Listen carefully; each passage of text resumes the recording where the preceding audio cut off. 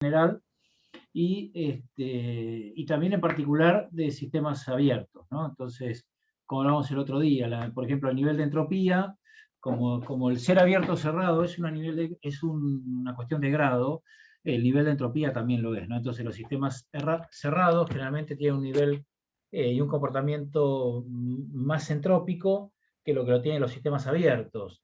Generalmente porque la vinculación con el contexto, como en el caso de las organizaciones o de los sistemas sociales, es la que le permite muchas veces detener la entropía a partir de la acumulación de energía y demás. Vamos a ir viendo algunas otras características, si les parece. Una de ellas es la característica de globalidad o de totalidad, ¿no? Esperen un cachito que yo veo acá.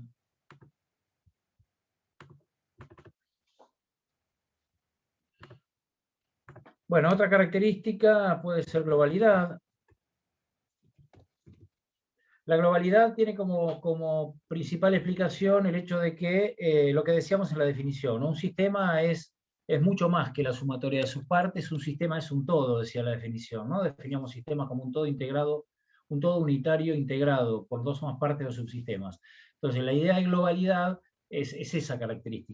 precisamente, ¿no? Que un sistema, más allá de sus partes, más allá de sus componentes, más allá de la autonomía de sus componentes, en un sistema prevalece un concepto global que está por encima de la sumatoria de sus partes, ¿no? Algunos también lo llaman sinergia en esta explicación, ¿no? Que se sintetiza en decir que el todo es más que la sumatoria de las partes. Esto realmente es una característica importante para entender las organizaciones, es una característica importante para entender fundamentalmente lo que la teoría general de sistemas como disciplina no administrativa traslada a la administración, ¿no? Esta idea de considerar a la organización como una entidad social que es más que la sumatoria de las partes. Una organización es mucho más que el conjunto de personas que la conforman, una organización es mucho más que el conjunto de procesos que lo conforman, una organización es mucho más que el conjunto de tecnología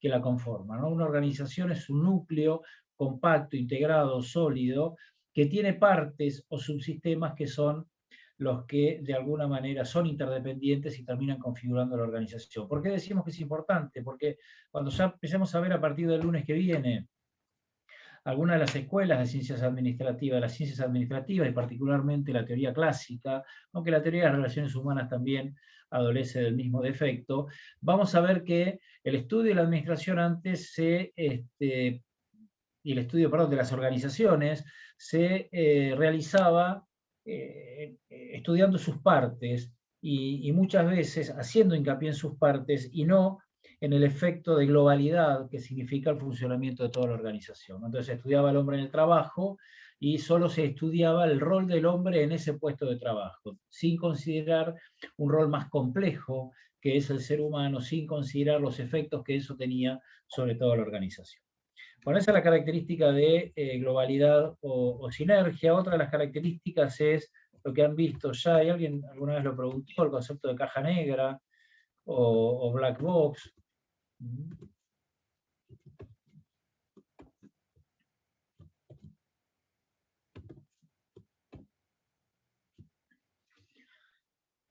La idea de caja negra es una idea también, algo decíamos el otro día, pero lo repetimos, es una idea de modelo, ¿no? De modelo conceptual. Ustedes saben lo que es un modelo es un esquema simplificado de la realidad, que de alguna manera toma variables y descarta otras variables para explicar a lo que pasa en la realidad, ¿no? Entonces, ustedes han visto economía y tienen el modelo de oferta y demanda, el modelo del punto de equilibrio. ¿Cómo funciona el punto de equilibrio en economía? Es la intersección de la curva de oferta y demanda, en donde ustedes tienen una recta que es la oferta, otra curva con pendiente negativa que es la demanda, y el punto de equilibrio, o sea, el lugar donde equilibran los precios y las cantidades, es la interacción de ambas, ¿verdad? ¿Así lo han visto en Introducción a la Economía?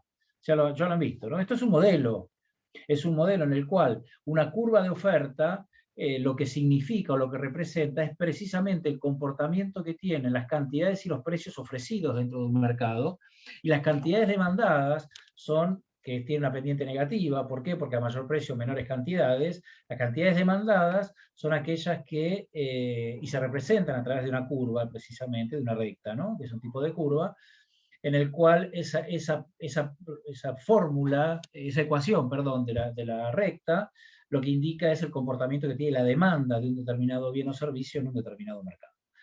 Entonces, tienen la posibilidad de resolverlo gráficamente el punto de equilibrio, graficando ambas rectas. El punto de equilibrio es la intersección, es el único punto de intersección que tienen dos rectas. Ese punto se puede determinar gráficamente o si no como una simple resolución de un sistema de dos ecuaciones con dos incógnitas, despejan X, despejan Y, y obtienen el punto de equilibrio. Entonces, esta y seguramente rápida y seguramente imprecisa explicación que hago de cómo funciona oferta y demanda, lo busco para que vean un modelo, ¿no? Un modelo de representación, en definitiva. Entonces, lo que les da a ustedes es un modelo teórico que representa el comportamiento del mercado de un determinado bien ante determinadas características o circunstancias. Entonces, la idea de modelo está presente también en las organizaciones, en el estudio de las organizaciones. Muchas veces se modeliza a las organizaciones para poder entender su funcionamiento. El modelo de sistema, la teoría general de sistemas, en realidad lo que permite es un modelo conceptual que se utiliza precisamente para estudiar a las organizaciones. Lo que estuvimos viendo, ese gráfico que vimos de entrada, proceso, salida, retroalimentación, ¿se acuerdan? Esas 4 características, en realidad es un modelo que busca en esas 4 características sintetizar el funcionamiento de las organizaciones. Entonces, el modelo de caja negra es también precisamente un modelo. Es un modelo que lo que busca, esperen un cachito, ya se los hago, los pongo mejor.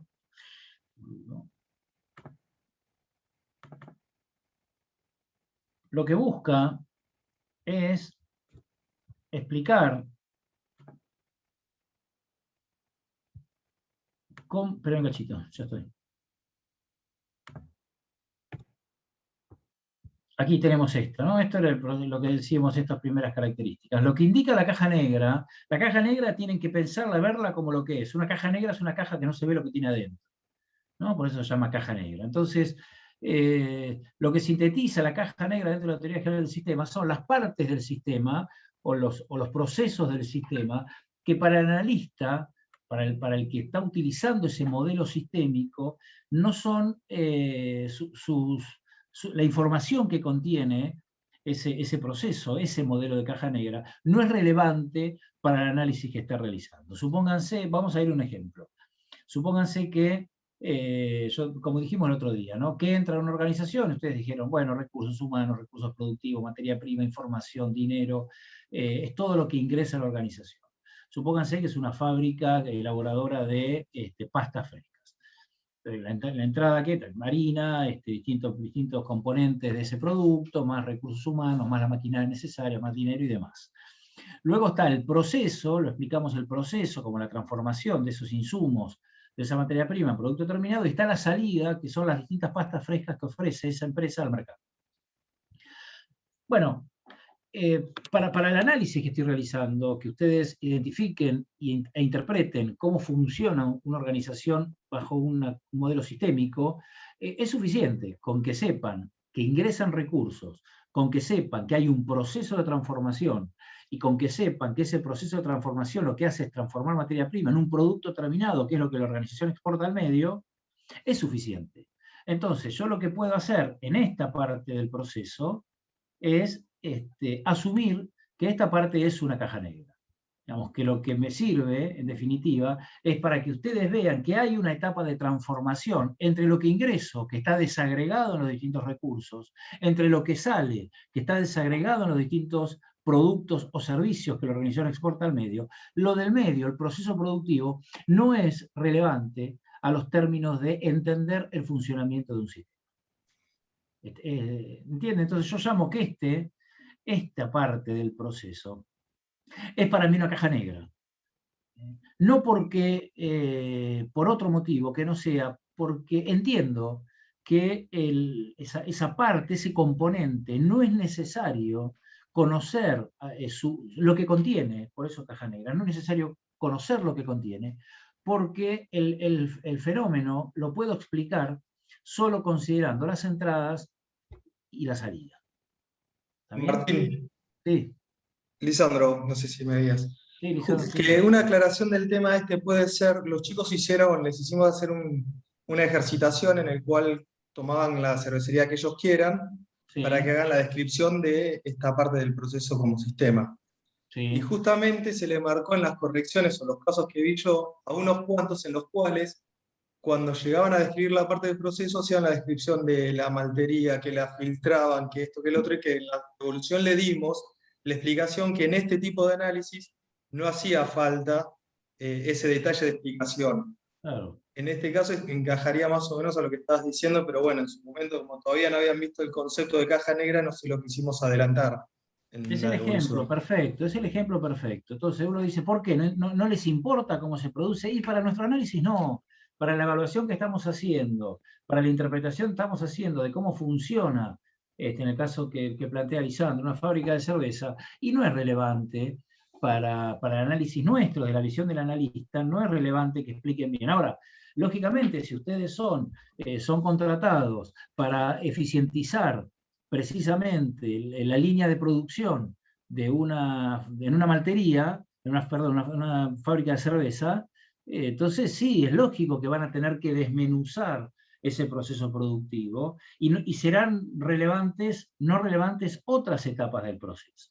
Entonces, lo que es importante, y esto para que lo entiendan definitivamente, primero, la caja negra depende siempre del foco del análisis, como siempre hablamos en teoría general de sistemas. Depende del modelo que intenta construir quien está analizando la realidad, que modeliza a través de un modelo. Entonces, ese es el primer punto. El segundo punto, una vez definido el modelo, hay variables que son más relevantes que otras. Hay variables que no son necesarias para entender o explicar el funcionamiento de ese modelo.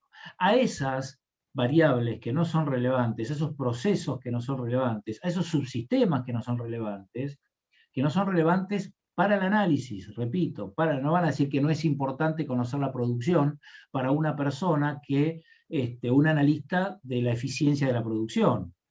Para ellos sí es importante. Para nosotros, que caso de ejemplo, queremos ver cómo ustedes pueden lógicamente relacionar entradas, procesos y salida, bueno, quizás basta con que digan que hay un proceso productivo en el cual todas las entradas se transforman en una salida que es luego comercializada al contexto. Y ya. Profe, te hago una pregunta. Sí. Con respecto a lo que dijo recién Lisandro, el trabajo práctico, a mí también me había quedado esa duda. Cuando hablamos del proceso, nosotros, bueno, lo detallamos un montón y ahora entiendo que no está bien. Pero entonces, ¿qué sería lo correcto o cuál hubiera sido la respuesta correcta si no tenemos que detallar? Yo no creo que no esté bien. No sé por qué, no sé, les dijeron que estaba mal, no. Como que había mucha información, o sea, estaba muy detallado. No está mal, no es que esté mal, ¿eh? A ver, sepan diferenciar el práctico que hicieron a los ejemplos que estamos tratando de darles para que entiendan el concepto de caja negra. Saco el práctico de la discusión. No está mal que si ustedes tienen información del proceso productivo, la pongan. No está mal.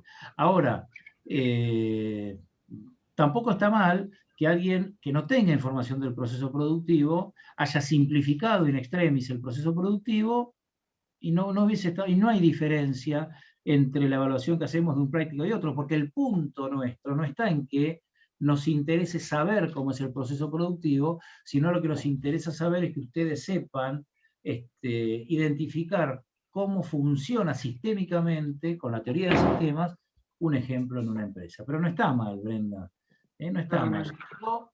Bueno, no, Creo que el enfoque de las correcciones, Martín, iban más, o por lo menos las que me tocaron a mí, no llevarlo a que estaba mal, sino al decir que tal vez no era necesario para este tipo de cosas, claro, que es distinto a claro, decir que está mal. es Yo lo distinto, por quedé, supuesto. no sé si habrá sido algún caso mío, pero yo intentaba de transmitirles diciéndole, no es necesario que pongan tanto detalle para la próxima, explicando de que hay un proceso de transformación, alcanza para esta situación. Pero no, Seguro. si entendieron que estaba mal, disculpen, pero no era la intención de decirle que No, estaba porque mal. no está mal, indudablemente. Claro, uno lo que puede decir es ahorrarse esa parte porque no es parte de, de lo relevante, ¿no? Pero Claro. no está mal, al contrario, cuanto más información buscan, siempre eso es muy... Pero es cierto que a los efectos... Porque después van a ver otro trabajo que está igual evaluado y que tiene mucho menos. Entonces van a decir, pero a mí me puso más en una cosa que en otra, y en realidad es porque esa parte no es relevante. Pero que no sea relevante no significa que esté mal que lo hagan. Lo que significa que no es relevante es que podrían haberlo hecho igual, con una información mucho más sintética, y no hubiese cambiado la esencia del análisis. Este es el concepto de relevancia.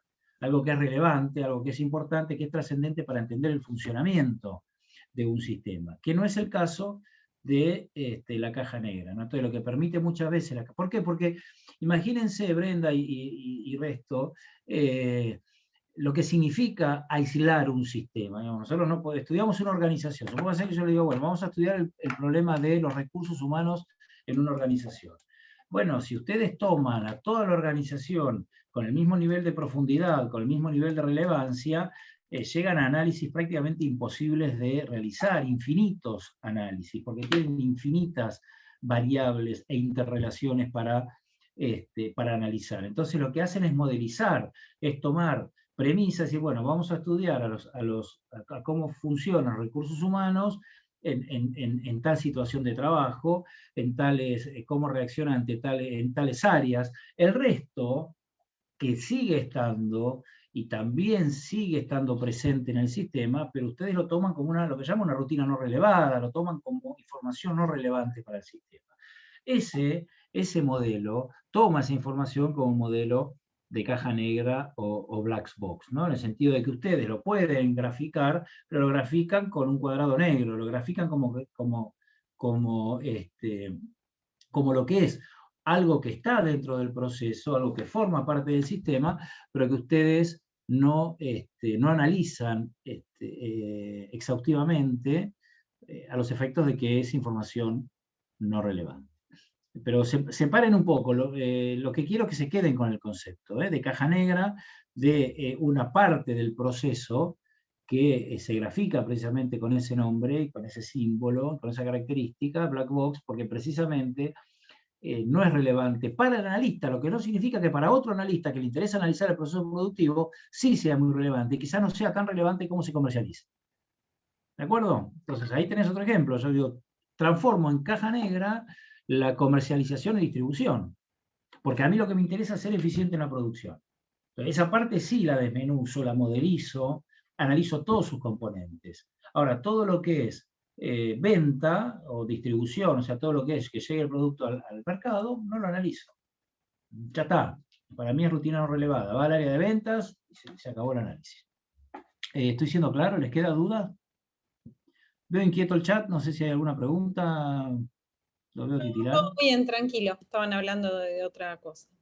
Bueno. ¿Alguna duda les quedó de esta característica? ¿No?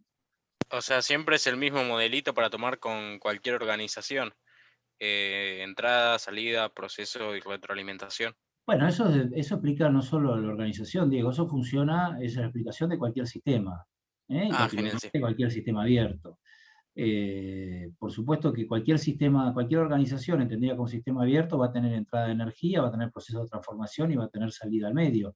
Y lógicamente luego va a tener que desarrollar, si quiere subsistir, mecanismos para retroalimentación. Entiéndanlo así, digamos, un sistema tiene que tener esto, y sí, porque si no va a romper el equilibrio. Imagínense una organización que no ingresa gente, que no ingresa materia prima, que no ingresa dinero, que no ingresa información, es nada. Es nada, no funcionaría. Perfecto, gracias. Y no tiene recursos, y lo mismo. Ahora, puede no tener retroalimentación y puede no tener realimentación, puede no informarse de lo que ingresa, de lo que pasa en el contexto, y puede hacerlo, va a durar poco, va a entrar rápidamente a perder su estabilidad, a perder su equilibrio. Vieron estabilidad el otro día, ¿no? Vieron estado estable y vieron equilibrio dinámico u homeostasis. ¿Ya vieron esa característica? Sí, sí. Bueno, hay una parte que es complementaria de esa, que son distintos niveles de estabilidad. ¿Por qué? Bueno, porque ustedes sabrán, quizás no hicieron la pregunta, pero lo habrán pensado. Dicen, bueno, pero hay sistemas que pierden la estabilidad más fácil que otros. Porque de hecho hay sistemas que pierden la estabilidad. El ser humano en algún momento empieza a perder ese estado estable, ese equilibrio dinámico, y empieza a disfuncionar y entra en un comportamiento entrópico. Una heladera pasa lo mismo, llega un momento que empieza a perder el mal funcionamiento de sus piezas, hace que vaya perdiendo ese equilibrio dinámico, hace que vaya perdiendo esa estabilidad. Entonces entra en una entropía que termina terminando el sistema. Hay niveles de estabilidad, ¿no? Hay distintos niveles de estabilidad. El primer nivel de estabilidad que se me ocurre pensar es un sistema de estabilidad lineal. Los sistemas que tienen un comportamiento lineal son sistemas que solo tienen entrada, proceso y salida. Y no generan, la tengo con la Z acá al lado, y no generan retroalimentación. ¿Qué les parece? A ver, apelo a ver si logran entender la lógica de los niveles de estabilidad. Estos sistemas que tienen un comportamiento de entrada, proceso, salida y no desarrollan retroalimentación, ¿son más precarios en su estabilidad o más robustos en su estabilidad? Dicho de otra manera, ¿tienen tendencia a perder más fácilmente la estabilidad o a mantener la estabilidad? A perderla. Perderla. ¿Por qué? Porque no pueden generar entropía negativa. ¿Por qué? Sí, porque no Porque generan... tienen que Cuentan con menos responder también información. tienen que responder también a la necesidad o sea, que la sociedad le está devolviendo, o sea, con críticas o lo que fuera, y así poder bueno. mantenerse. O sea, se Entonces, tiene que para ser- retroalimentar Muy también bien. Tiene que para mantenerse o mejorar y no caer en... Excelente, nada. excelente. El nivel de información, la retroalimentación, lo que me permite es, como el ejemplo que plantea Brenda, es tener, por ejemplo, el nivel de satisfacción que tienen los consumidores de los productos que estoy ofreciéndoles. Si yo no tengo ese nivel de satisfacción, bueno, y si estuviese satisfecho no sería problema, pero si empiezan a estar insatisfechos, no me entero, voy a seguir fabricando y ofreciendo esos productos, la gente los va a dejar de consumir. Si los deja de consumir, van a bajar las ventas, y yo no sé por qué bajaron las ventas, y bueno, voy a entrar a no cobrar, al no cobrar no voy a comprar materia prima, no voy a comprar, no voy a poder pagar los sueldos, y la organización, el sistema va a desaparecer. Entonces, eso es un nivel de estabilidad muy básico, muy primitivo, muy precario, en donde al no tener información, al no generar información, el sistema pierde rápidamente la estabilidad. El segundo nivel, ya aumentando el grado de estabilidad de los sistemas, es precisamente los sistemas estables. Los sistemas estables, la característica que tienen es que tienen la posibilidad de retroalimentar. Entonces tienen retroalimentación, hay retroalimentación.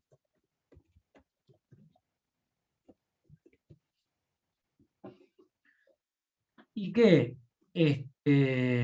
cambiando la acción, o sea, llega la información, modifican alguna etapa del proceso, modifican alguna decisión de mercado, modifican algún componente del proceso productivo, modifican alguna característica del producto, ¿de acuerdo? ¿Sí? Esto implica que toman alguna decisión sobre la acción concreta, que les permite cambiar el curso del sistema y recuperar la estabilidad. ¿Está claro? Entonces, es un esquema como el del ejemplo, el del slide que vimos hace un ratito. Entrada, proceso, salida y retroalimentación. Esa retroalimentación lo que nos permite es precisamente corregir el funcionamiento del sistema a través de alguna acción concreta, y el sistema recupera la estabilidad. Fíjense que tiene un nivel de estabilidad más robusto que el lineal, más seguro que el lineal. ¿Por qué? Porque tiene la posibilidad de captar información, pero además de realizar cambios. Este es el punto. Tiene información y tiene capacidad para realizar los cambios, que permiten corregir la estabilidad del sistema, ¿no? Sería la entropía negativa, ¿no? La entropía negativa es un elemento que utilizan los sistemas para mantener el equilibrio. Exacto, pero no es Por lo la mismo. retroalimentación. No es lo mismo. ¿Cómo?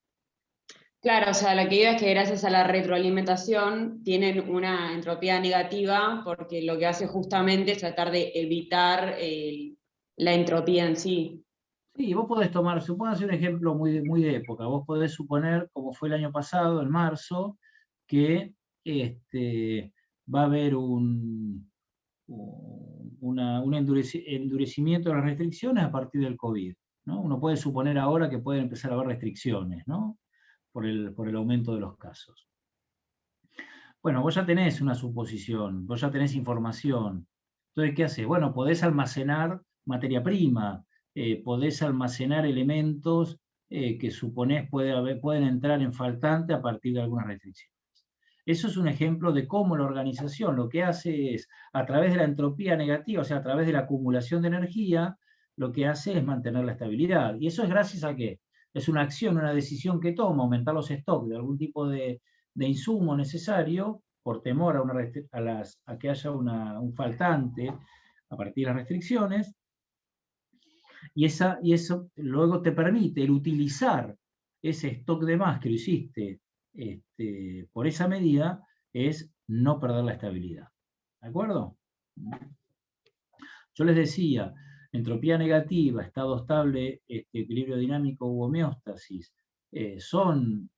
retroalimentación, son tres cosas distintas, pero que están muy relacionadas. O sea, un sistema con retroalimentación lo más probable es que tenga un comportamiento entrópico negativo, porque esa información, ese almacenamiento de información que obtiene del contexto, lo que le permite es tomar acciones para que el sistema no pierda su equilibrio. No perder su equilibrio, chicos, es lo mismo que decir no pierda su estabilidad. El equilibrio dinámico, ese equilibrio que hablamos en la característica anterior, que es dinámico, porque está sujeto a las fuerzas del contexto, a las fuerzas de la propia organización, ese equilibrio es el que no tiene que perderse. Si ese equilibrio se pierde, ahí es donde la organización pierde estabilidad y ahí es donde entra en un comportamiento entrópico.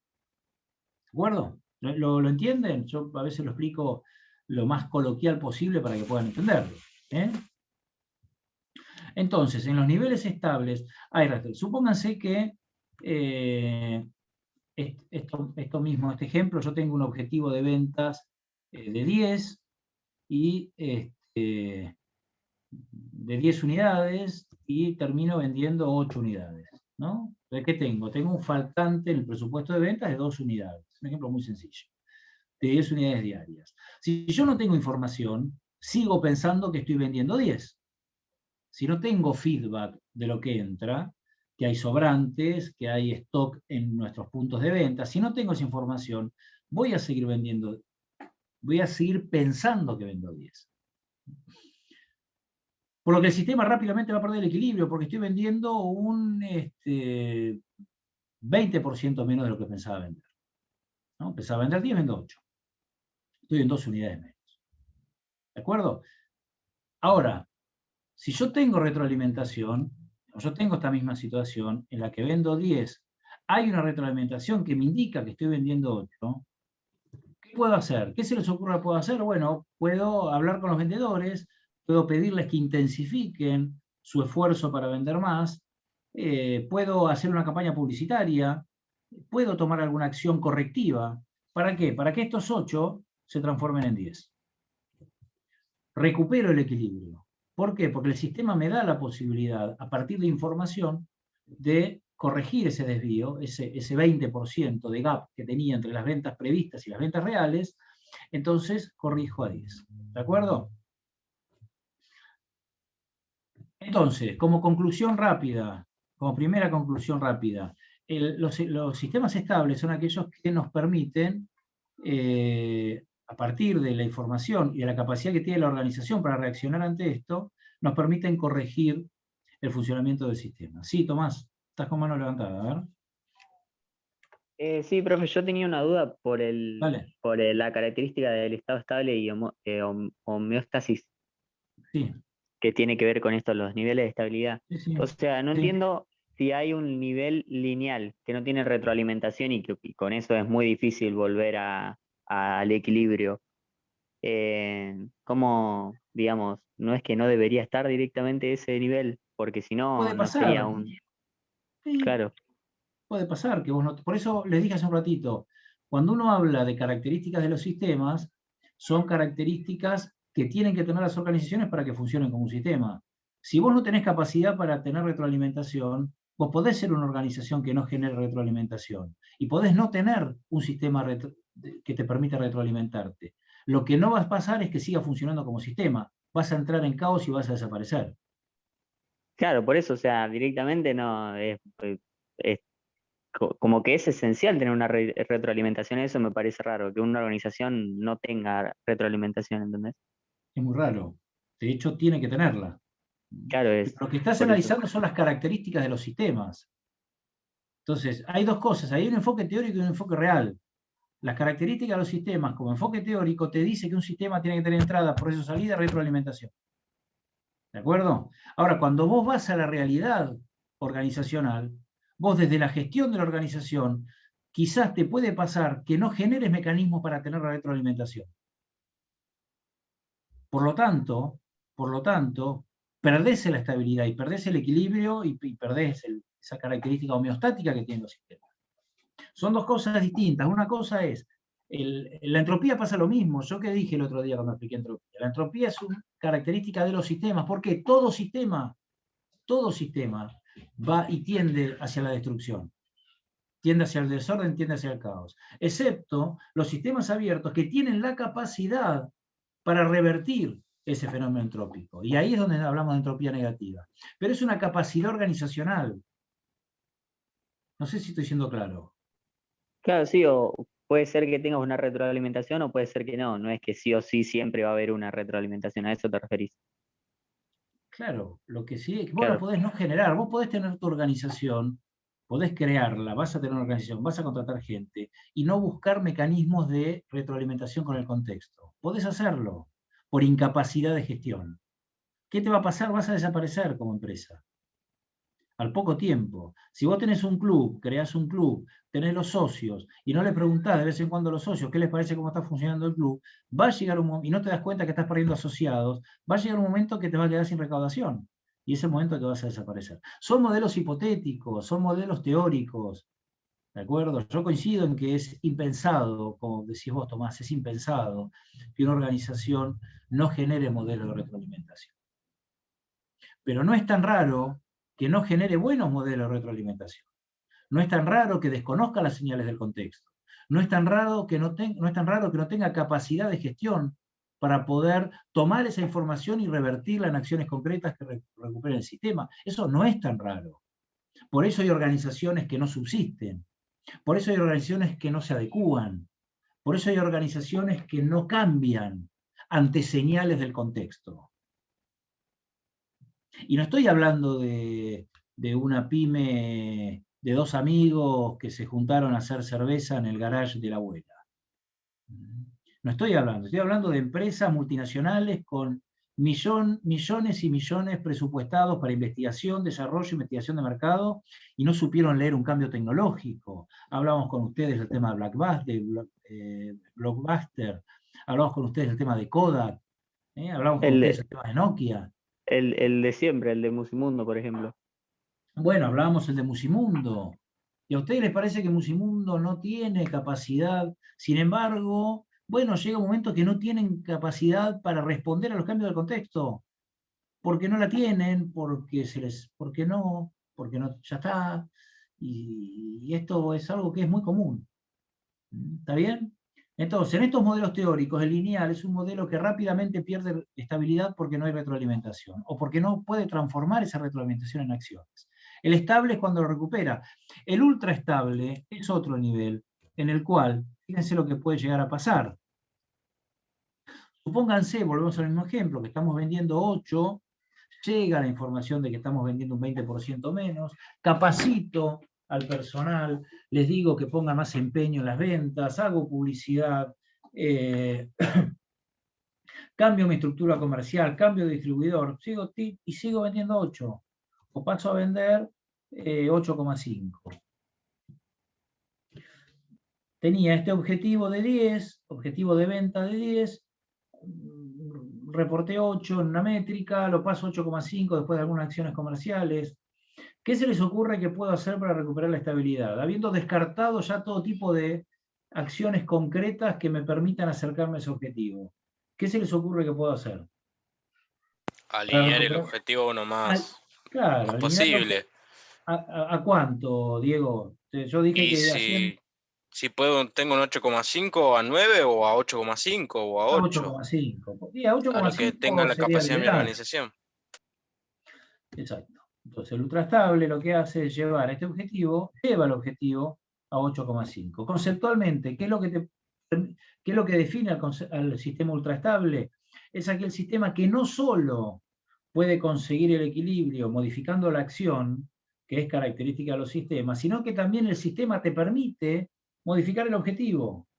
Al modificar el objetivo, lo que haces es readecuar toda la organización a partir de un nuevo objetivo. Hay sistemas que lo permiten. Una organización puede cambiar el objetivo y puede cambiar el objetivo. Debe cambiar el objetivo, debe cambiar el objetivo. Si del control se determina que es imposible alcanzarlo, porque fue una sobreestimación de la demanda, porque fue una sobreestimación de la capacidad productiva de la empresa, porque fue una sobreestimación o sobrevaloración de la capacidad de mis recursos humanos o de mis vendedores. Esto es común que pase. Si, bajemos un poco el nivel del objetivo, no es un objetivo inalcanzable, por lo tanto deja de ser un objetivo al ser inalcanzable. Pasa a ser algo que no es realista. Ahí levantando la mano Diego recién, Martín. Sí, Diego. No, había pensado que si la organización justamente proyectaba 10 es porque hubo un error en la retroalimentación que les llevó a proyectar de más.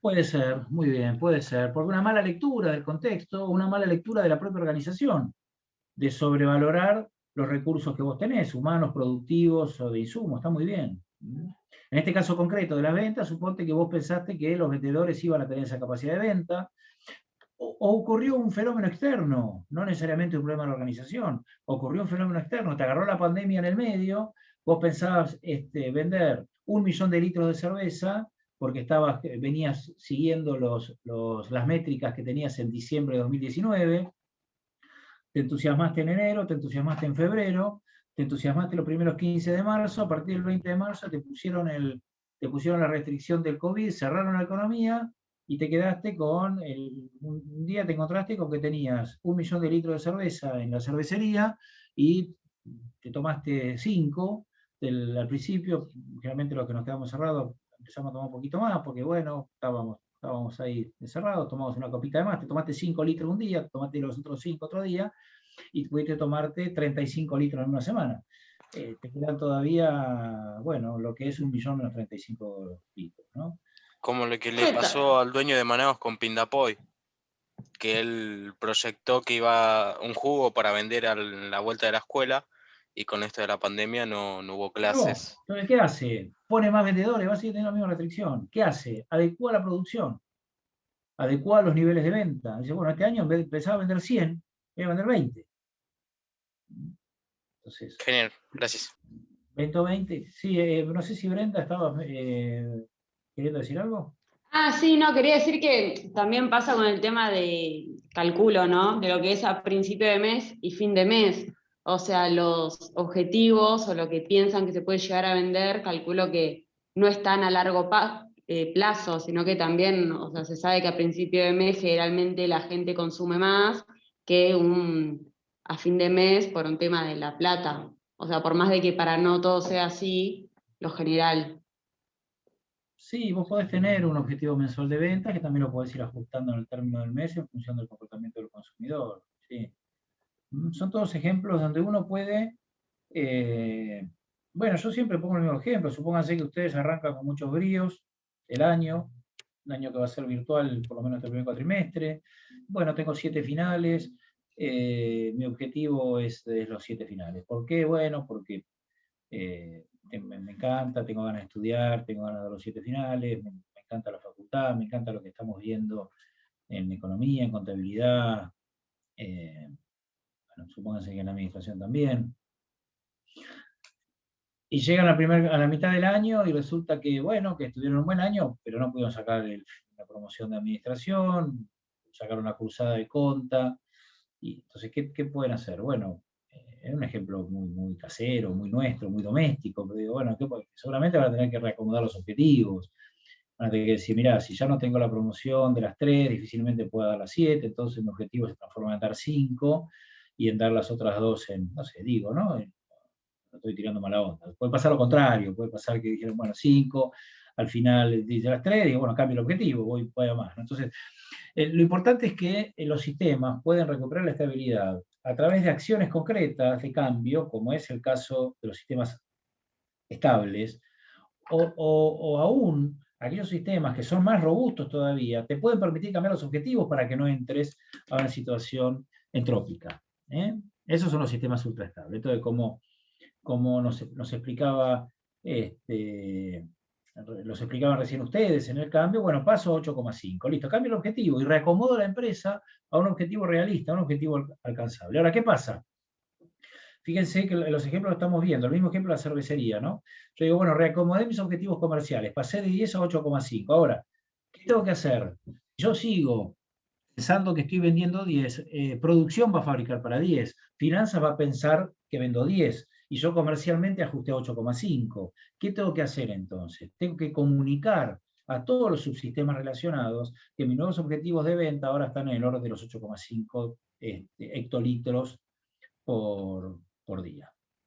Entonces, ¿esto qué significa? Esto significa que producción va a tener que readecuar también su producción a los nuevos niveles de expectativas de venta, que finanzas va a tener que rediseñar su estructura, su arquitectura financiera a partir de los nuevos montos que van a ingresar a partir de la nueva definición o redefinición de los objetivos de venta.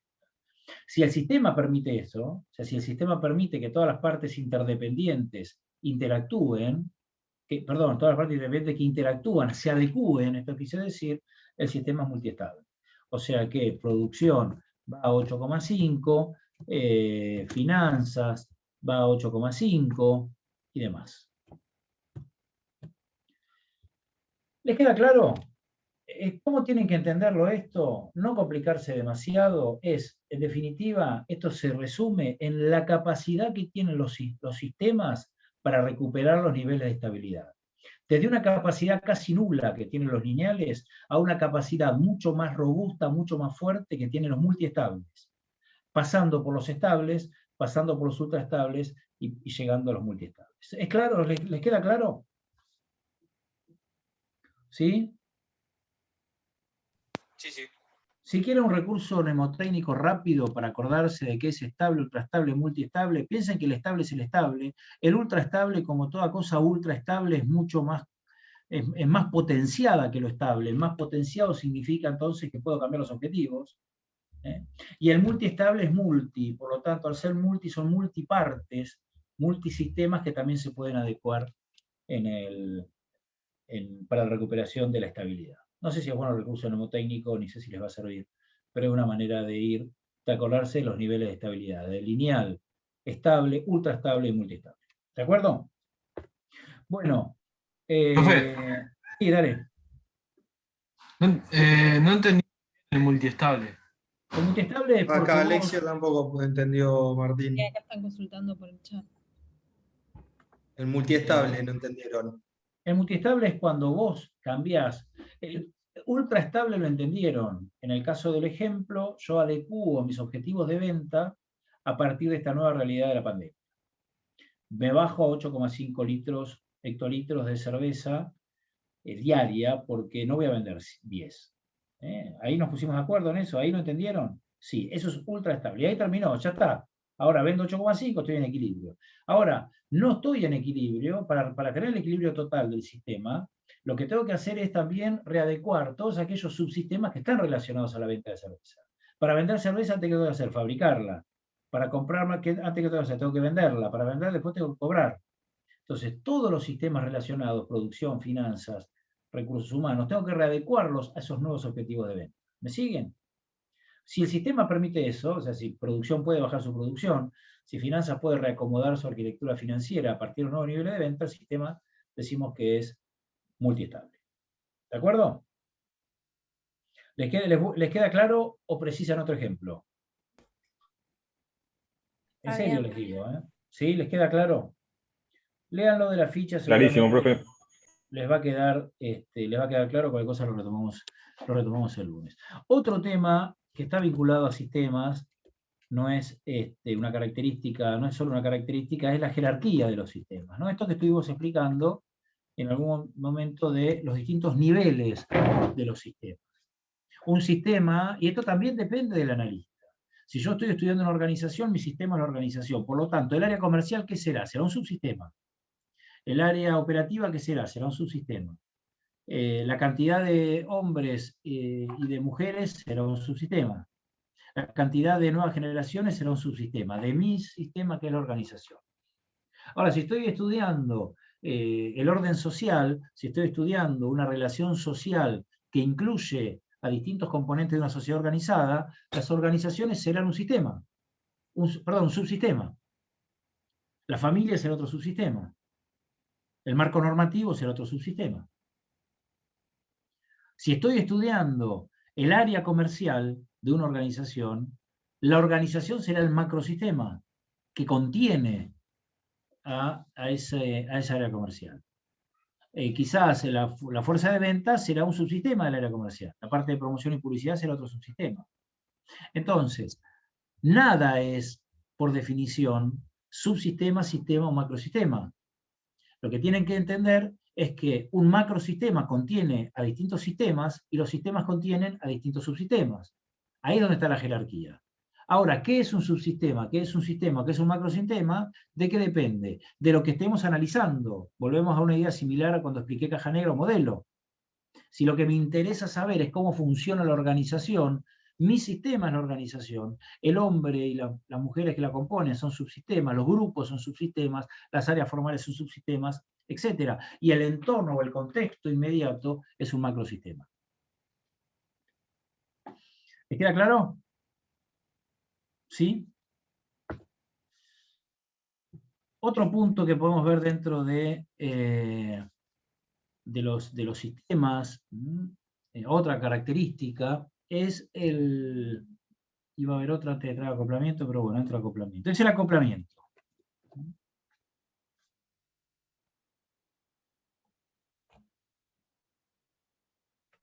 El acoplamiento no es nada nuevo. El acoplamiento básicamente es cómo acopla un sistema con otro sistema. Acopla es cómo se relacionan un sistema con otro sistema, o un subsistema con otro subsistema. Por ejemplo, tiene acoplamiento en serie.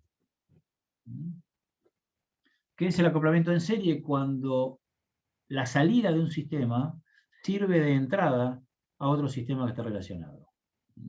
Por ejemplo, una cadena de producción de cualquier fábrica. Sale entra materia prima, sale un insumo intermedio, ese elemento intermedio vuelve a ser esa entrada de un subsistema que está relacionado. Si quieren, a nivel universidad o facultad, yo puedo decir que todos los egresados o graduados de la escuela secundaria son insumo de entrada para las universidades, ¿no? Entonces, ahí hay lineal, ¿no? Hay un acoplamiento lineal. Sale el graduado de la escuela secundaria y esa salida termina siendo una entrada del próximo subsistema educativo, que es el sistema superior universitario. ¿Está el ejemplo? Lineal. Sale algo de un sistema y ese algo de ese sistema se transforma en insumo de entrada de otro sistema que está relacionado, o subsistema que está relacionado. ¿De acuerdo? Perdón, Martín, Tomás, ¿querías preguntar algo? Estaba levantando la mano. Sí, Tomás. Sí, no, yo quería preguntar porque vos como ejemplo habías dicho que se relacionaba un sistema con un sistema o un subsistema con un subsistema. Yo quería preguntar, por ejemplo, la organización. cuando se relaciona con el ambiente, que sería su macrosistema, si lo enfocamos de la organización, ahí también sería parte del acoplamiento, digamos. Ahí tenés un acoplamiento si vos lo pensás en términos de que tenés un sistema que es la organización y tenés otro sistema que suponte son los consumidores, entonces el acoplamiento lo tenés, los productos, la salida que utilizan, que sale de una organización, terminan siendo un insumo de entrada de los consumidores. En un mercado industrial, capaz que es más fácil verlo en este ejemplo, en un mercado industrial, vos tenés el que fabrica los tornillos, o el que fabrica martillo, o el que fabrica cualquier otro insumo industrial. Esa salida termina siendo también un insumo de entrada para otra organización que es cliente de ese proveedor, y ahí se ve el acoplamiento en serie. Sí, pero está bien, la relación entre organización y cliente es un ejemplo, así como también es un ejemplo la relación entre el proveedor de materia prima y su cliente. ¿Te queda claro, Tomás? Sí, profe, igual, no hablaba porque estaba tocando mi perra.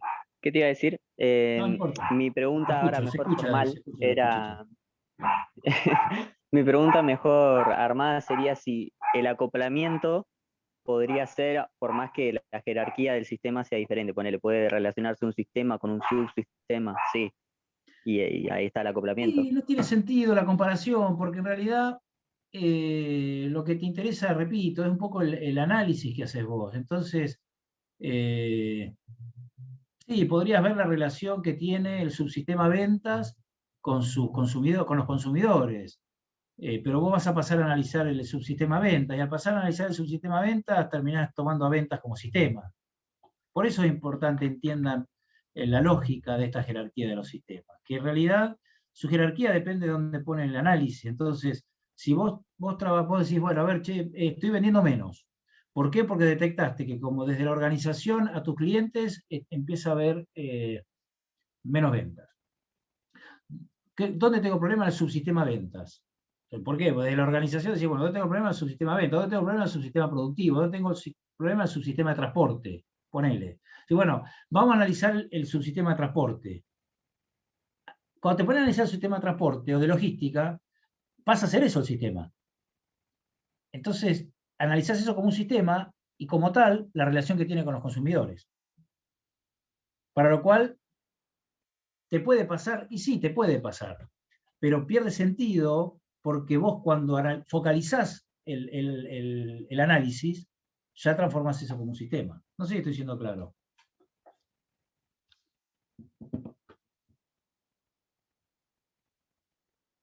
¿Alguna duda? No. Bien. En paralelo, la lógica sigue siendo la misma. La diferencia es que aquí lo que tenemos es que puede pasar, como realmente pasa, que tenés más de un sistema que te provee de energía, o vos, sistema, provees de salidas a más de un sistema. Porque en realidad los tipos de acoplamiento son siempre, el acoplamiento es mucho más complejo que un acoplamiento en serie. El acoplamiento en serie sí se ve en la producción en serie, por ejemplo, ¿no? Ahora, en paralelo, ¿qué puede pasar? Bueno, el mismo ejemplo que yo di del sistema educativo, puedo decir, bueno, a la universidad ingresan egresados de un sistema público y de un sistema privado, o un sistema confesional, privado confesional o privado no confesional. Bueno, ahí que estoy analizando. Fíjense que ahora, en realidad, el mismo ejemplo lo transformo en un análisis en paralelo. ¿Por qué? Porque me interesa saber particularmente qué porcentaje de alumnos que ingresan a la universidad provienen del sistema público, o sea, de la escuela pública, incluso los colegios de la universidad, y cuántos alumnos provienen de las escuelas públicas, que puedan ser o no confesionales. ¿De acuerdo? Entonces, si yo ahora analizo ese sistema y digo, bueno, quiero analizar cuál es el origen de mis alumnos en lo que hace al subsistema anterior, divido en dos grandes bloques, un sistema público y un sistema privado. Entonces, ¿qué refiero? Que el acoplamiento de este sistema universidad está alimentado por dos sistemas en paralelo, por el sistema público y el sistema privado. Cambiando el ejemplo y yendo a las entradas, yo puedo decir también, y me puede interesar dónde trabajan los graduados de la Facultad de Ciencias Económicas, si trabajan en empresas públicas o en empresas privadas o organismos públicos. Entonces, puedo decir que el 50%, estas son cifras nada más que para el ejemplo, el 50% trabaja en el sector privado, el 50% trabaja en el sector público. ¿Cuál es la conclusión que saco como acoplamiento entonces? Es que el sistema universitario alimenta a dos sistemas. Alimenta al sistema público, la administración pública, y también alimenta al privado. ¿Lo ven? Es también, como todo, una cuestión de foco, de análisis, de grado de detalle que quiera hacer del análisis del sistema. Y por último, el tercer tipo de acoplamiento, y ya con esto vamos terminando esta parte, que es, se llama con retroalimentación, o para no confundirlo, el sistema con reciclaje, también se llama, es que cuando lo que ocurre es que congeva, ¿no? ¿Que congeva? ¿Reciclaje? Ayúdenme. Con G, ¿no? Me parece que va con J, profe. Con J. Con J, ¿no? Va con J. Vamos con J entonces. Me agarró ahí un pequeño lapsus. No suelo tener falta de ortografía, pero a veces me agarran algunos productos de la edad, chicos. El reciclaje, muy bien. Con retroalimentación o reciclaje, lo que pasa es que la salida de un sistema, supónganse producto que sale del sistema, puede servir, a través de un proceso de transformación, puede servir de entrada a ese sistema. Entonces, como que el sistema tiene un propio acoplamiento, tiene un acoplamiento propio, a partir de la capacidad que tiene para transformar una salida en un insumo de entrada. Generalmente, por eso se llama reciclaje también, el reciclaje de papel, que pueden utilizar los periódicos, el reciclaje de plásticos que pueden realizar de alguna industria, el reciclaje de vidrios, que puede ser utilizado también, etcétera, ¿no? Que básicamente de todo tipo de productos se les ocurra que tienen la posibilidad de reciclar y de volver a que sirva como energía de entrada. ¿De acuerdo? Bueno, no sé qué más nos queda del sistema, Mara, Lisandro, yo creo que estamos bien, hemos cumplido. Por ahora bien, vimos todas las características. Estoy fijando. ¿Está quedando algo? Bueno, ¿de dónde leen esto? Teoría General de Sistemas, repito, es la ficha de la cátedra. Y de ahí lo sacan. Nos queda cambio organizacional para terminar el tema.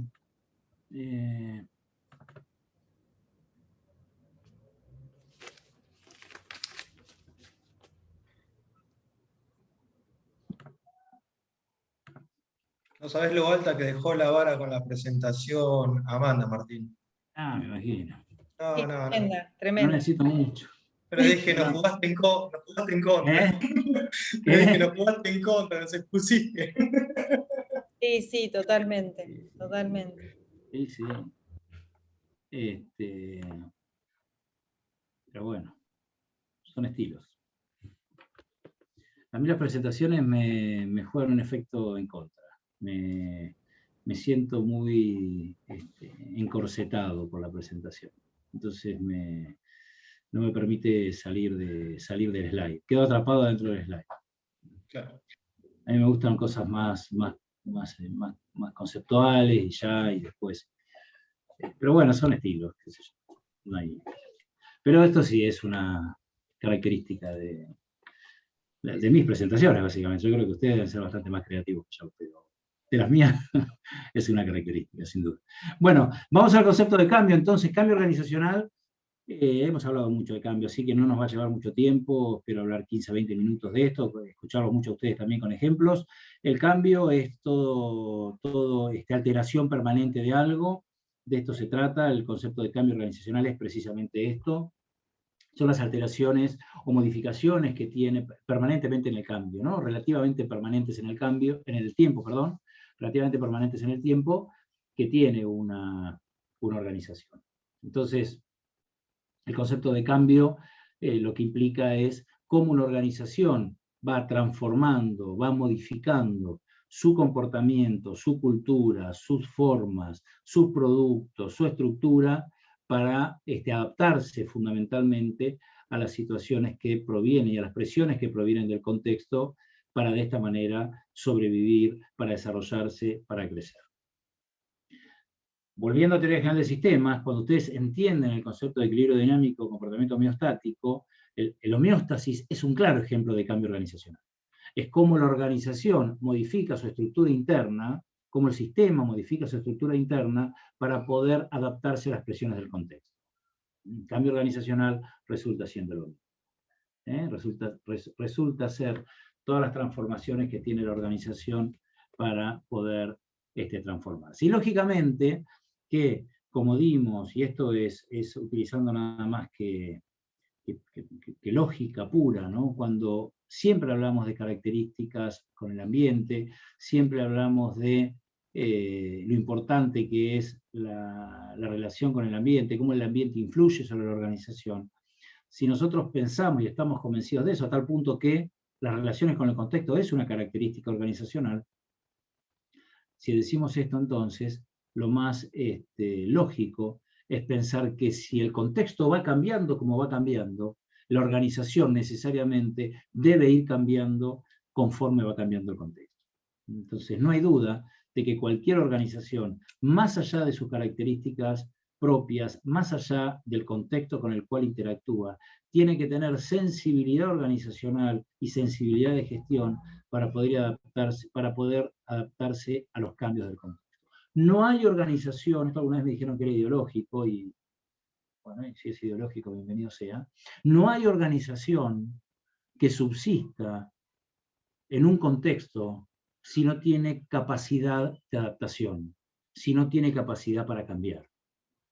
Entonces yo no sé si cambiar o no cambiar es una cuestión ideológica, no me preocupa demasiado. Lo que sí sé que cualquier organización que deba subsistir y quiera subsistir en un contexto, independientemente de las características del contexto, digo esto, contextos más dinámicos que otros, más plácidos que otros, más estables que otros, más sencillos que otros, más dinámicos que otros, pero cualquier organización tiene que tener capacidad para subsistir y para adaptarse a esos cambios. Sí, Diego, adelante.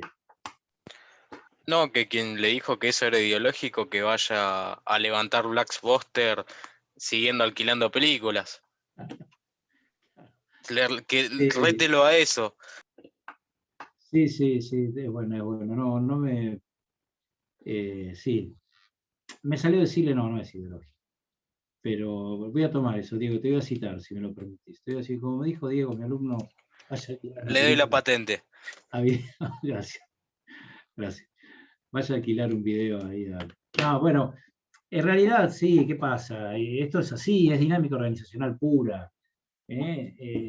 Otro tema que es interesante que analicemos también es si en esta difícil interrelación, compleja interrelación, lo difícil que es determinar si el contexto influye sobre las organizaciones o las organizaciones influyen sobre el contexto, ¿no?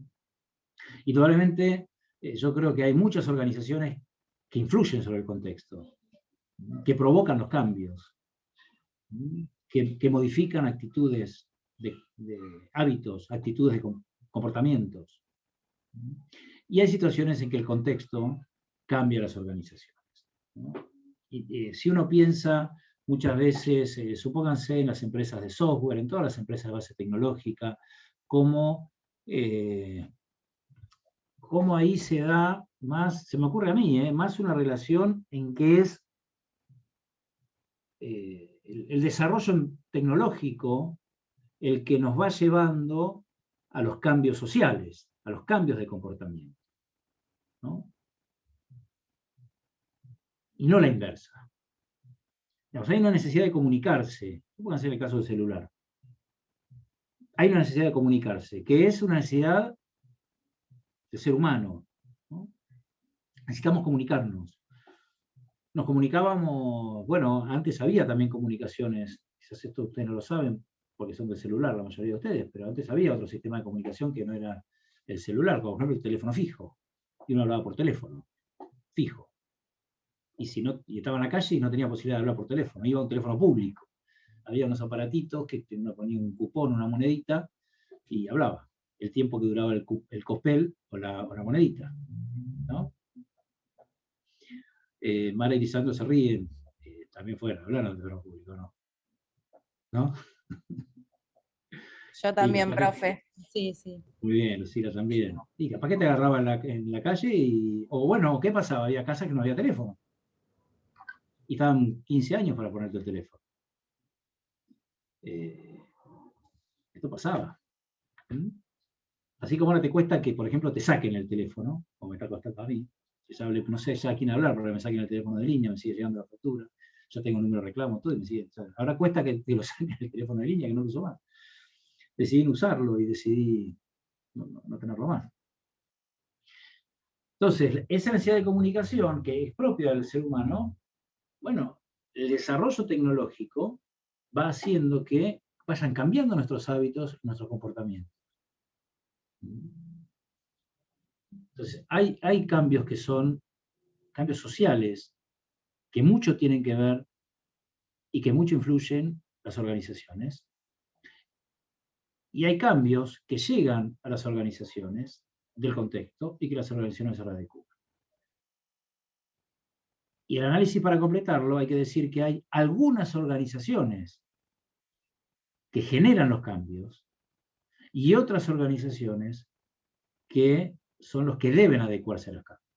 O sea, no todas las organizaciones tienen que comprometer. Normalmente los grandes líderes, las grandes empresas, las grandes organizaciones, son las que lideran estos procesos de cambio.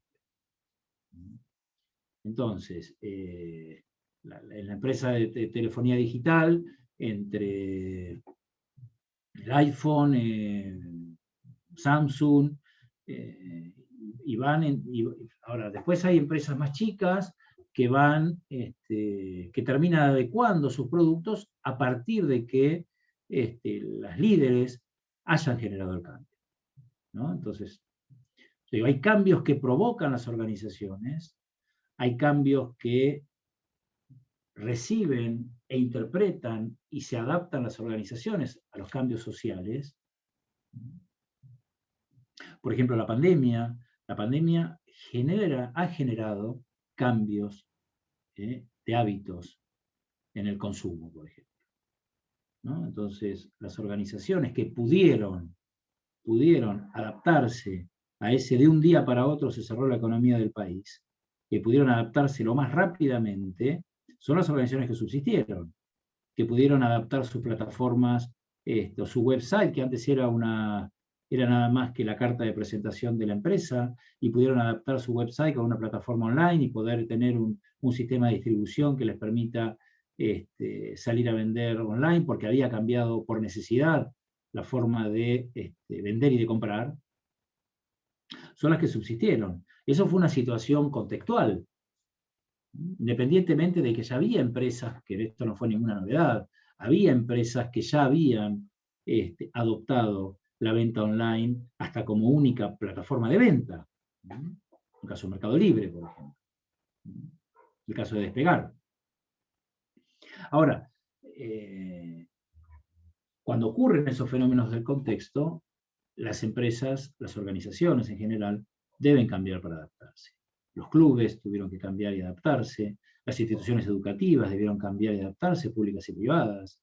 No es nada más que una cuestión de empresas que venden productos u ofrecen servicios. Todas las organizaciones tuvieron que adaptarse a los cambios de la pandemia. Y hay procesos de cambio que pueden estar por los hábitos de los consumidores, por las necesidades de los consumidores, cómo cambiaron las estaciones de servicio, por ejemplo. Bueno, ustedes también conocen ahora, en su gran mayoría, conocen estaciones de servicio que son una referencia obligada en cualquier parada de ruta para descansar, para tomar un café, para comer una ensalada, no solo para cargar nafta. Es más, yo habitualmente paro en la estación de servicio y no cargo nafta. Paro, estiro las piernas, utilizo los servicios, consumo. Antes, las estaciones de servicio tenían un esquema muy concentrado en el expendio de combustible. Antes estoy hablando, bueno, claro, para ustedes es mucho tiempo, ¿no? Yo estoy hablando de 30 años. Encontrar una estación de servicio como encuentran ahora ustedes en cualquier ruta, es más, si ven una estación de servicio media desprovista, salvo que estén andando con el olor de la nafta, si no paran y van a la otra. Ha cambiado la concepción del negocio de estación de servicio, en donde todo lo que es el drugstore pasa a ser una unidad de negocios de la estación de servicio. Y que muchas veces pasa a ser la lógica inversa. Paro porque me gusta, porque estoy cómodo, porque puedo tomar un café, puedo comer algo rico, y ya que estoy, cargo nafta. Cambia la lógica del parar. ¿En qué estación de servicio elegís para parar? Y esto también son cambios del contexto, ¿por qué? Bueno, porque indudablemente alguien lee que el consumidor potencial o el actual necesita algo más que un lugar para cargar nafta, en cualquier trayecto que haga. Necesita un lugar para distraerse, un lugar para descansar, un lugar para alimentarse, un lugar para ponerse al día en su teléfono con un buen wifi. De esto se trata. Entonces, y permanente, entonces cambios por comportamientos del mercado, cambios tecnológicos, como dijimos recién en el mercado de los teléfonos, cómo ha cambiado todo. Yo siempre pregunto en casa, cuando en casa somos varios a veces, y pregunto si quieren que armemos un grupo, porque está cada uno sentado con su teléfono, ¿no? Entonces les ofrezco armar un grupo entre nosotros y comunicarnos entre nosotros. No les cabe, la primera vez les causó gracia el chiste, ya de ahora no les pasa más gracia. Estoy hablando con Lu, con Mar, con Ger, ¿no? Y es así, estamos todos en familia, cada uno en su negocio, ¿no? Cada uno, al cual yo también me prendo, digamos. Entonces, y estos son hábitos que han cambiado. Los trabajos, pero no solo en la anécdota de la dinámica familiar. En el trabajo pasa lo mismo. De mandarle un WhatsApp al compañero que está a 3 puestos de trabajo. Che, vamos a morfar en un rato, dale, salimos en 15. Está a 3 metros. Podría levantarse y decirle, che, vamos a morfar. ¿No? También esto influye sobre la cultura organizacional, sobre la vida de la organización, sobre las relaciones interpersonales dentro de la organización. Cuestiones legislativas, de legislación, también cuestiones ambientales, cómo el Estado va cada vez más restringiendo aquellas actividades que significan un perjuicio ambiental. El tema de el fumar, por ejemplo, ¿no? Fumar en espacios públicos. Bueno, si yo les digo que en la década del 90 viajaba en avión y elegía fumadores, porque en los aviones había una mitad o una parte del fuselaje que estaba destinado a asientos de personas que podían fumar, y había otra parte del fuselaje que estaba destinado con asientos de personas que no querían fumar. Claro, si te tocaba en el medio, todo bien. Si te tocaba la última de no fumadores, que te coincidía con la primera de fumadores en clase turista, era lo mismo que tuviese un tipo que estaba fumando acá atrás en la nuca. Era exactamente lo mismo. Y se fumaba dentro de los aviones, y nada más fumaba en aquellos países más progresistas, más vanguardistas, me refiero, con legislación más moderna, que en ese espacio aéreo no se podía fumar porque no estaba permitido fumar en los aviones. Ahora terminaba ese espacio aéreo y otra vez te habilitaban para volver a fumar. En los colectivos se podía fumar, en los micros de línea se fumaba, en las aulas universitarias se fumaba. Estoy hablando de hace también 30 años atrás, no hace 80 años. ¿Y esto a qué lleva? Además de los cambios, bueno, las empresas, las tabacaleras, indudablemente ven que su mercado se va restringiendo cada vez más, porque se combate al tabaquismo.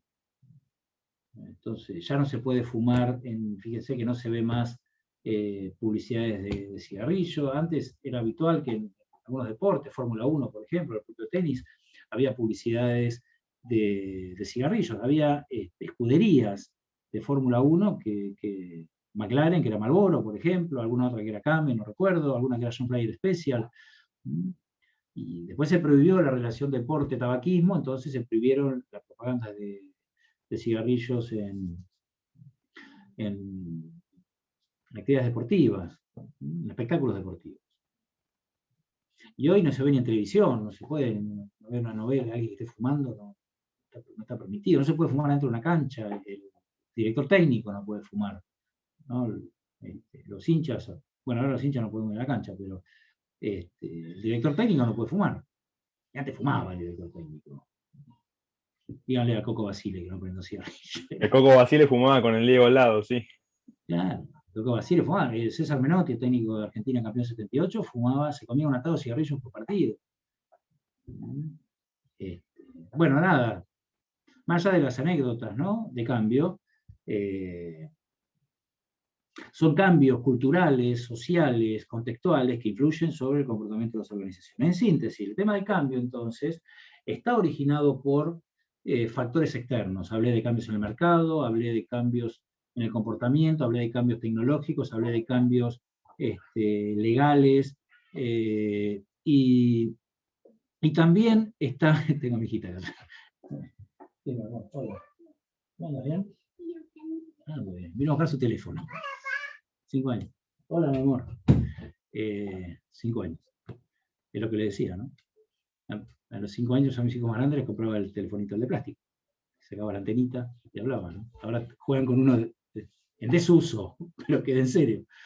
No estaba armado el ejemplo, salió espontáneo. Eso es calidad. Sí. Calidad en el armado de la clase, que yo no hago PowerPoint, pero tengo a mis hijas en sintonía que hablando de tecnología y vienen y a buscar el teléfono. Tenés los extras. Vengan con los PowerPoint que a uno los atiendo. Yo les meto... Contratás extras. Les meto realidad virtual. Bueno, gracias, Diego.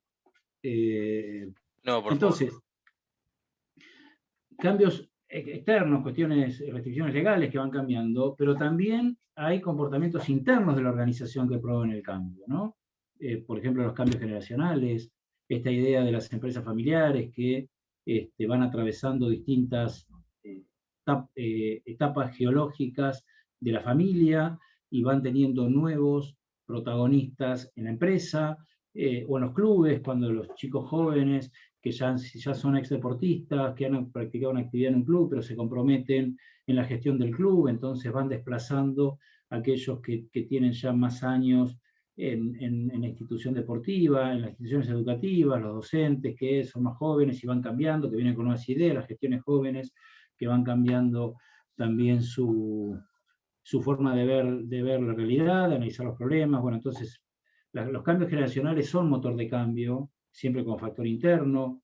Las estrategias empresariales, innovación, la cultura de la innovación, es también un factor de cambio interno, ¿no? Entonces, para explicar el cambio hay que entenderlo en estas dos facetas, en todo lo que influye el contexto en que las organizaciones vayan cambiando, en todo lo que la organización influye hacia el contexto, en los cambios que genera los productos y los servicios, y fundamentalmente no, y también en la dinámica interna de la organización, que es la que va generando los cambios, ¿no? Cuando uno llega a una organización anquilosada, una organización ya con gestiones de mucho tiempo, que tienen un status quo, que han armado ahí un esquema de poco cambio, bueno, la llegada de gente joven, de sangre nueva, hace que esta organización vaya descongelándose y vaya transformándose en el cambio. Bueno, después hay distintos comportamientos de cambio. Yo creo que esto lo pueden entender y verlo más fácilmente de la teoría, ¿no? De aquellas que tienen un comportamiento más de tipo reactivo, aquellos que tienen un comportamiento de tipo más proactivo, ¿no? ¿Qué significa reactivo? Reactivo significa aquella organización que reacciona al cambio. Entonces, que está esperando el cambio, una vez que está el cambio, adecúa su estructura a estas nuevas características contextuales. El proactivo, como decía hace un rato, esa empresa que es la que genera el cambio. Normalmente las empresas grandes, las empresas líderes, las que tienen y destinan mucho presupuesto a investigación y desarrollo, que tienen en la innovación una ventaja competitiva, entonces son ellas las que van generando e impulsando el cambio. ¿Se acuerdan de esos ejemplos que di al principio? Lo podemos poner en comportamiento proactivo. Aquellas organizaciones más chicas que no tienen presupuesto en investigación y desarrollo, que no tienen ese impulso de dedicación a la innovación, por cuestiones básicamente de estructura, de capacidad empresaria, de capacidad de gestión, esperan los cambios contextuales y luego van adecuando su estructura, que generalmente son más flexibles, porque son más pequeñas, son más maleables, van adecuando su estructura a los cambios organizacionales. Bueno, solo para terminar de entender esto, hay algo que es fundamental, que ustedes ya lo vieron, por eso no lo voy a volver a repetir, que es el contexto. Para entender el cambio de una organización hay que entender siempre el contexto con el cual interactúa. Esto es fundamental. Entonces, cuando la organización se encuentra en contextos más plácidos, más tranquilos, normalmente su capacidad de cambio es también plácida y tranquila. Ahora, como son las empresas tecnológicas, como es la telefonía móvil, cuando uno se encuentra en contextos mucho más dinámicos, más competitivos, más turbulentos, más incidencia en lo tecnológico, naturalmente los procesos de cambio en este tipo de organizaciones son también rápidos, turbulentos y dinámicos. ¿De acuerdo? Esta es un poco siempre la lógica. Uno dice, y volviendo con lo que empecé, ¿no? ¿Hay posibilidad de detectar empresas que no hayan cambiado y hayan subsistido en el tiempo? Yo creo que sí, pero uno lo tiene que encontrar en contextos que no cambien en el tiempo. Y hoy, y más hoy, en el siglo XXI, es muy difícil encontrar contextos que no vayan cambiando en el tiempo, ¿no? Si uno analiza, y solo para seguir poniendo ejemplos, comparen la botellita de Coca-Cola ya por fin del siglo XIX, cuando se crea la empresa en Estados Unidos, y comparen ahora con lo que es Coca-Cola, ¿no? Desde la botellita, Coca-Cola es mucho más que una botellita de Coca-Cola, por su cantidad de productos, por la cantidad de empresas que tiene, por la diversidad que tiene. Todo ese recorrido de la empresa en 130, 135 años de vida, habla de cómo esa empresa ha cambiado para hacer lo que es. Hablamos en su momento con ustedes, también hablamos de McDonald's, de cómo McDonald's también va cambiando su cartilla de productos, ¿no? McDonald's ya no es más el Big Mac o solo el Big Mac. Es más, yo creo que no sé si sigue siendo el que más se consume, quizás sí, es un clásico el Big Mac, pero hay muchísimas otras cosas en los cuales McDonald's ha ido cambiando. ¿Y por qué cambió McDonald's? Bueno, por gustos, pero también por restricciones legales, por tener la obligación de tener una oferta más saludable en términos calóricos y en términos de equilibrio alimenticio, cómo ha cambiado también su cajita feliz. Todos los productos de McDonald's son un ejemplo de cambio. Son todos un ejemplo de cambio, ¿no? Hacia una vida más sustentable también, ambientalmente, más compatible. Bueno, yo creo que ustedes tienen múltiples ejemplos de cambio organizacional, porque la gran característica que tenemos hoy, en este siglo XXI, que no estaba en el siglo pasado, del cual algunos formamos parte, es que hoy los cambios son mucho más, los ciclos de cambio son mucho más cortos. Entonces, uno experimenta rápidamente muchísimos cambios. Si yo les digo nada más que en el año 95, 94, recién hay Internet. Desde el año 94 es Internet, claro, para ustedes son 26 años. La mayoría de ustedes no habían nacido.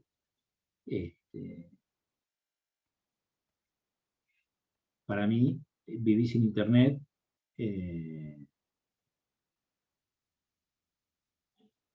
30 años, casi.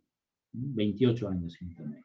Yo no puedo entender todavía cómo estudiaba sin email, cómo hacía, cada vez que tenía que intercambiar apuntes con algún compañero o compañera de facultad, tenía que salir de mi casa, tomarme el bondi o ir caminando y llevarle un apunte, llevarle un práctico, llevárselo, toma, gracias, chao, nos vemos, y volver.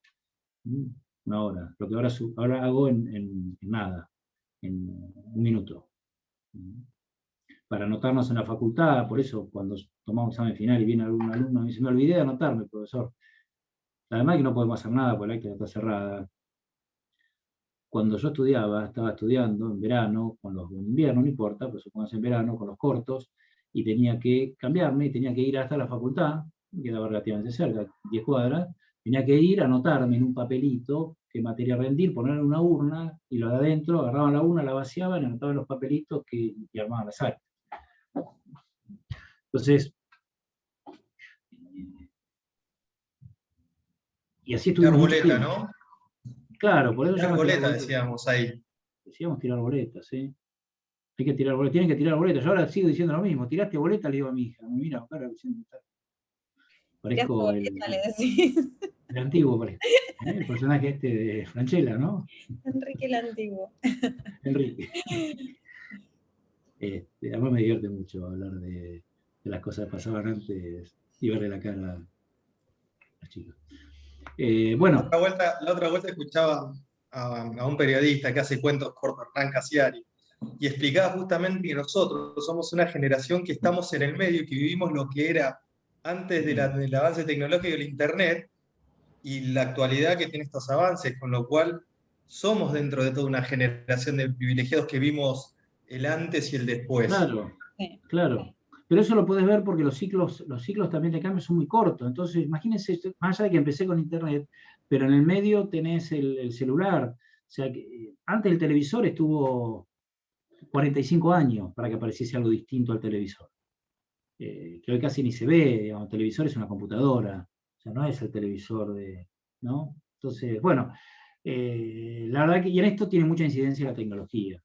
Realmente, la gran revolución del siglo XXI ha sido una revolución tecnológica, sin duda, y del conocimiento, por supuesto. Bueno, creo que nos quedan más temas de la unidad 1. Pueden encontrar algo de fines, objetivos y metas, lo vamos a dar cuando veamos el proceso de determinación de fin y objetivo en la unidad 3, para no particionar tanto el tema. Para el lunes que viene, al tiempo de desearles además unas felices Pascuas el domingo, para el lunes que viene vamos a empezar a ver la unidad 2, en la cual vamos a ver